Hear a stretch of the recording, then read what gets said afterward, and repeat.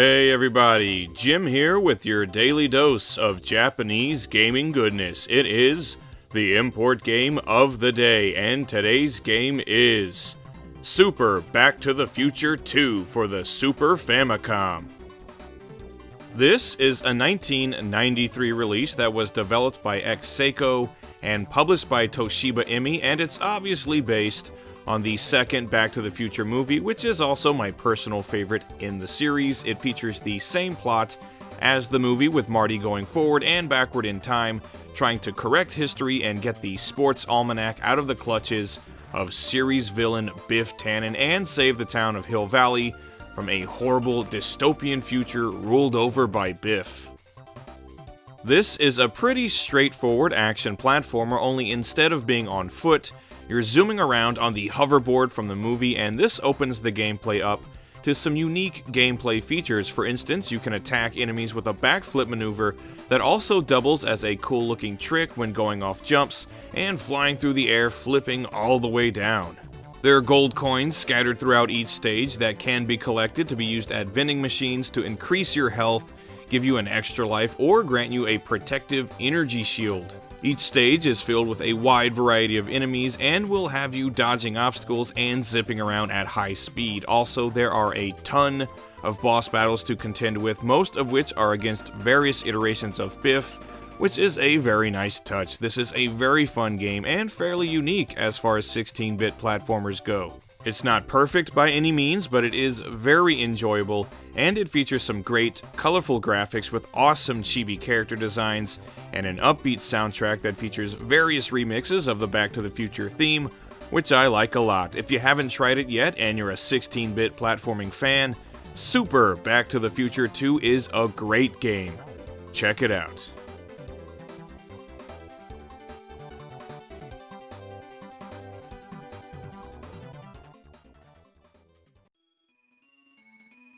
Hey everybody, Jim here with your daily dose of Japanese gaming goodness. It is the import game of the day, and today's game is Go Ackman 2 for the Super Famicom.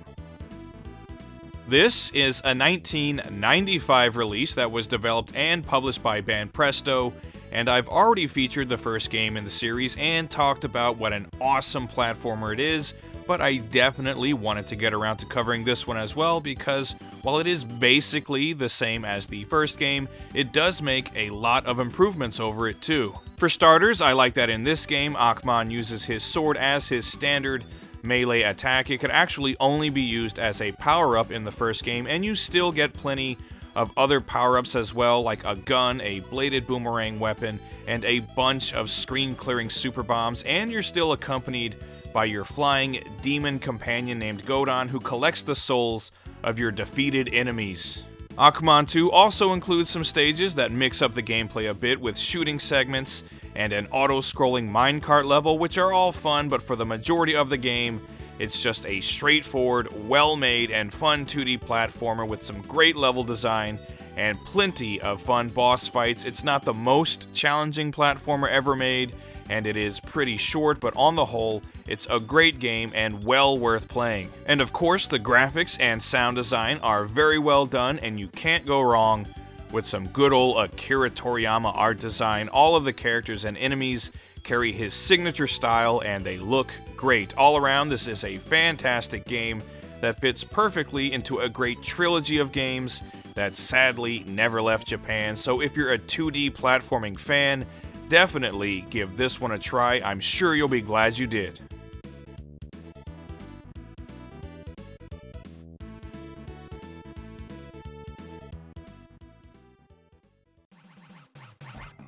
Hey everybody, Jim here with your daily dose of Japanese gaming goodness. It is the import game of the day, and today's game is Nangoku Shonen Papua-kun for the Super Famicom.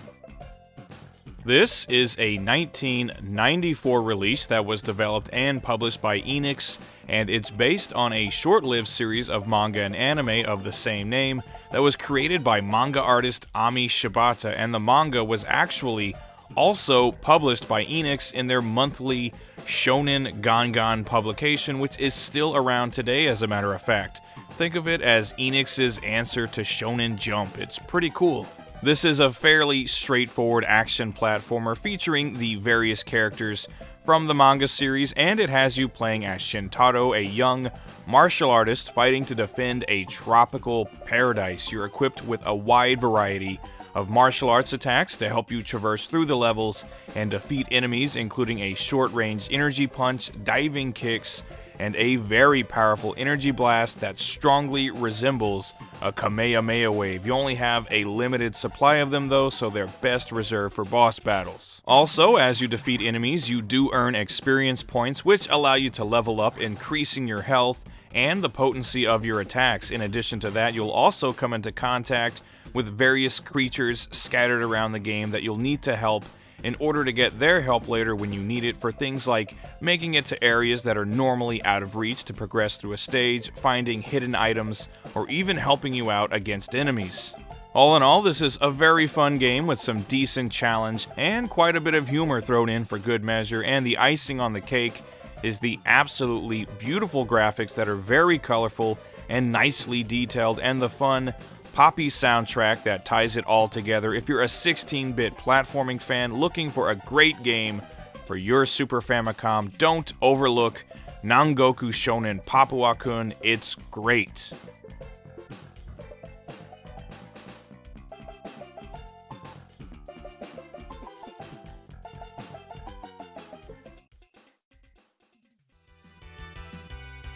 Hey everybody, Jim here with your daily dose of Japanese gaming goodness. It is the import game of the day, and today's game is YuYu Hakusho 2 for the Super Famicom.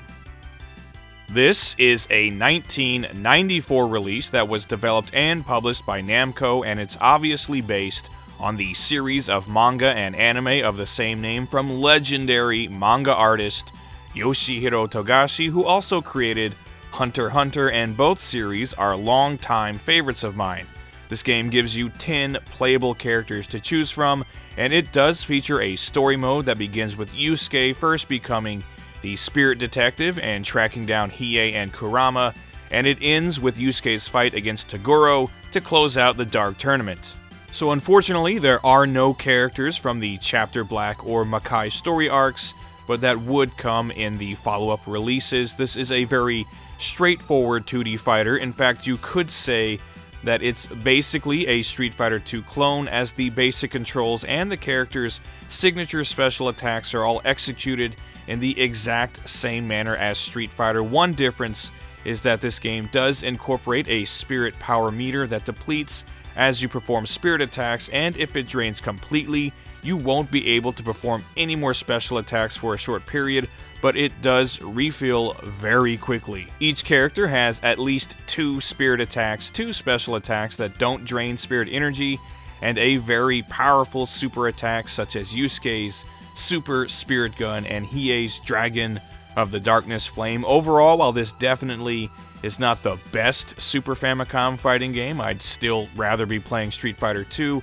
This is a solid 2D fighter for its time, and if you're a fan of the series, you'll be happy with the character roster, the variety of stages, and all of the attention to detail. You get a few different gameplay modes, some very nice graphics to look at with some fairly large and detailed character sprites, and a pretty good soundtrack as well. If you're a YuYu Hakusho fan with a Super Famicom and 10 to 20 bucks to spare, YuYu Hakusho 2 is well worth it. Check it out.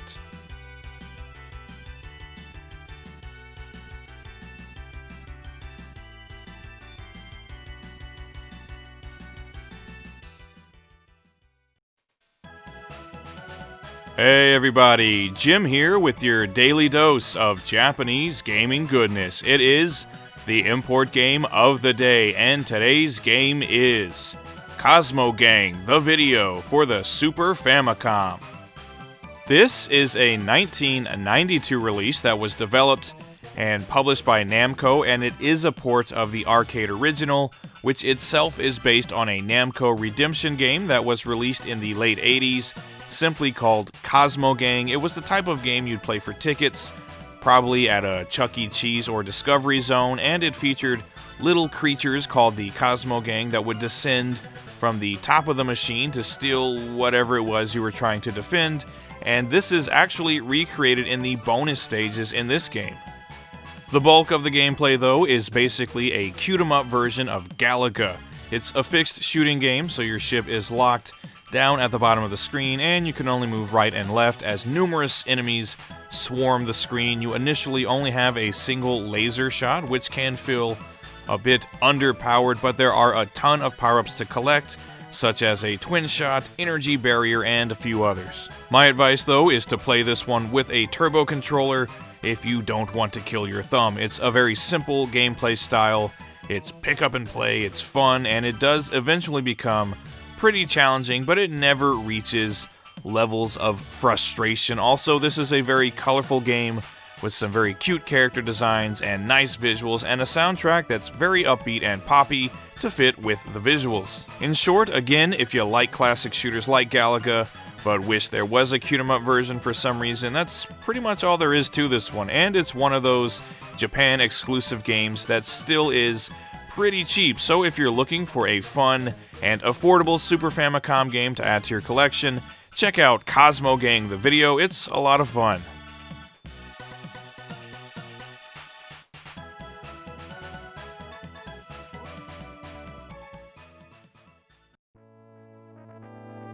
Hey everybody, Jim here with your daily dose of Japanese gaming goodness. It is the import game of the day, and today's game is Mickey's Tokyo Disneyland Adventure for the Super Famicom.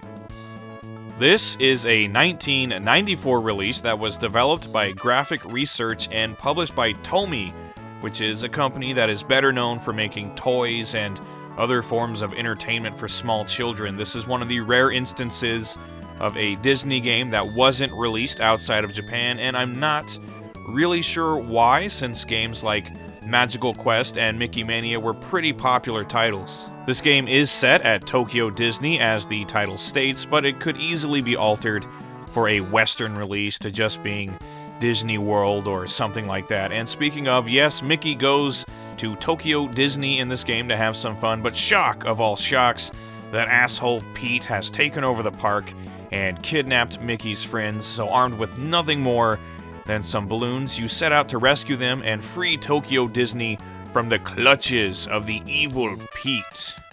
So you have an infinite supply of balloons and 2 tanks on your back filled with water and helium. Water balloons can be used for attacks and as springboards, and the helium balloons allow you to float through the air, and when you let the air out, they send you flying in whatever direction you're facing. And the basic gist of the game is using these 2 types of balloons to navigate through each stage, avoiding obstacles, dispatching enemies, and finding the various hidden items in the game that do things like give extra continues, increase your health, and grant temporary invincibility. There's not much challenge here, but like most Mickey games, it's fun and pretty easy to pick up and play, and the balloon mechanics do add a little variety to what's an otherwise pretty standard formula. Plus, the game does maintain the tradition of colorful graphics and lighthearted music in Mickey games. So while I don't think it's near as good as Mickey Mania, my personal favorite Mickey game, it's still definitely worth playing if you're looking for a decent Super Famicom platformer. Check it out.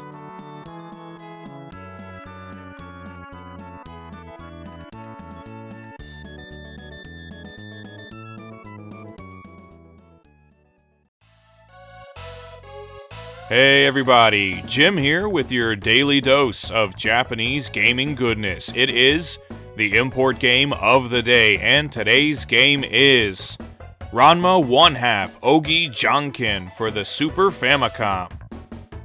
This is a 1995 release that was developed and published by Runeckles, and it's based on the long-running Ranma 1/2 series of manga and anime that was created by Rumiko Takahashi, one of my favorite manga artists, who also created series like Urusei Yatsura, Maison Ikkoku, and Inuyasha. And since this is a martial arts anime of sorts, there are a bunch of Ranma fighting games across a number of different consoles, but every once in a while, developers did something a little different with the series, like visual novels an RPG, and in this case, a competitive puzzle game.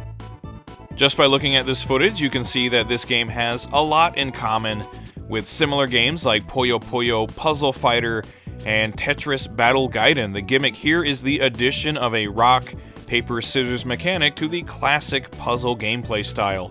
As you can see, your puzzle pieces are composed of hands showing one of the 3 hand signs, and they follow the rules of rock, paper, scissors. So for example, placing a rock piece on top of a scissors piece will clear them from the board. Just like Puyo Puyo, the more you clear in a single combo, the more junk pieces you send over to your opponent's side. The junk pieces can only be cleared by being adjacent to puzzle pieces that are also being cleared. So like a lot of other puzzle games at the time, this is a fun, very competitive, and addicting game that I go back to on a regular basis. And if you're a fan of the Ranma 1/2 series, the inclusion of the many different characters and a fun single-player story mode to play through will make it just that much better for you. It's also a nice-looking game with colorful graphics and a poppy and fun soundtrack, and the price is right. So if you like puzzle games and you're a Ranma fan, definitely give this one a try.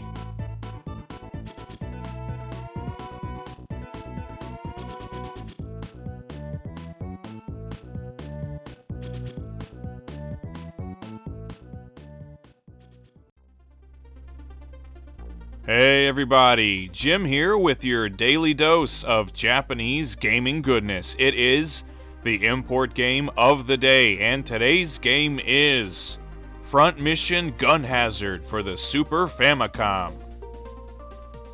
This is a 1996 release that was developed by Omiya Soft and published by Squaresoft, and it's an offshoot of the Front Mission series, which has seen a number of iterations over the years, but is primarily a strategy RPG series featuring giant mechs and other various forms of heavy machinery, a far cry from the fantasy RPGs that Square was producing at the time. And all of the games are set in a fictional future where humanity remains in pretty much constant war over resources, and this particular game involves a conflict taking place in Norway after a military coup to overthrow the government, and here I thought all they made in Norway was black metal and decorative sweaters. So this is a big departure from the strategy RPG games into more of an action RPG featuring customizable mechs. If it looks a lot like games like Cybernator and Assault Suit Lanos, that's because a lot of the development staff from those games worked on this one too, so it definitely has a lot in common with them. You have a variety of different weapons at your disposal, like machine guns and lasers as you run and or fly through each stage, destroying enemies and completing objectives to clear the level. As you progress, you level up and earn more upgrades for your mech that can be swapped in and out between missions, kind of like a 2D version of Armored Core, so there's quite a bit of depth here on top of what's already a really fun mech action game, again in the same vein as Cybernator. Also, this is a beautiful 16-bit game, very nice graphics, with a lot of color and detail in each stage, and some impressive effects for the time, and a soundtrack that definitely lives up to the high standards of 16-bit Squaresoft. So if you're looking for a great 16-bit mech action game that'll keep you playing for a good long while, look no further than Front Mission Gun Hazard. It is awesome.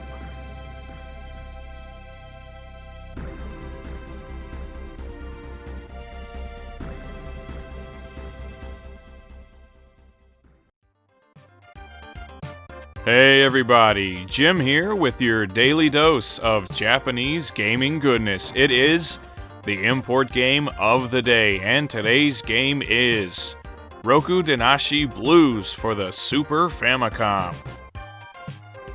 This is a 1994 release that was developed by Tosei and published by Bandai, and it's based on the manga of the same name that was created by Masanori Morita, who, in addition to publishing about a dozen manga series of his own, also worked on Fist of the North Star, which clearly had an influence on his art style and his love of stories featuring only the manliest of manly men. Rokudenashi Blues centers around a high school delinquent named Tyson Maeda, who has dreams of one day being a great boxer, and it follows his life as he makes friends and enemies, pursues a little romance now and again, and fights all comers to prove his toughness. All of this is incorporated into the story mode of this game, which for me is its biggest draw at its simplest.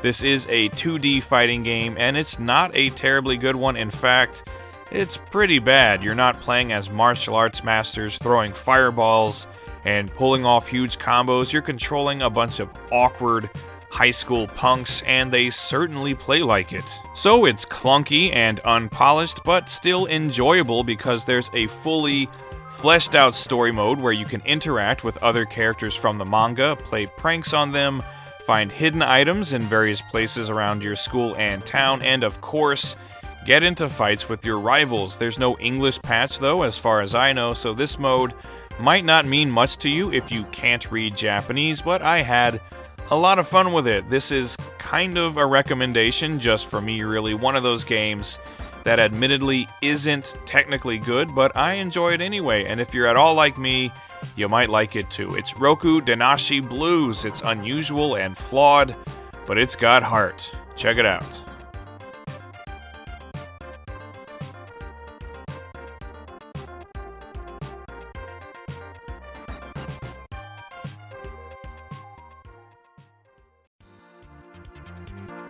Hey everybody, Jim here with your daily dose of Japanese gaming goodness. It is the import game of the day, and today's game is YuYu Hakusho Final for the Super Famicom.